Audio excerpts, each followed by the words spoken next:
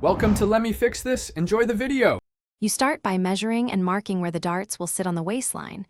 This shapes the skirt to your body.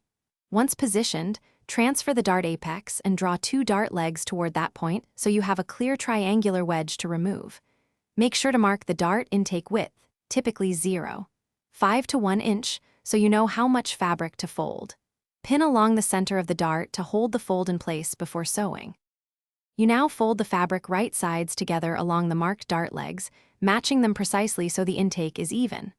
Once folded, baste from the widest edge toward the apex, stopping about 1/2 inch before the point to avoid bulk.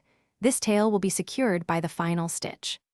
After basting, press the dart flat, press toward the center front for waist darts or toward the closest seam for shaping, so the stitching will sit. You sew the dart from the wide edge to the apex with a steady machine stitch, backstitching only at the start to avoid a bulky point.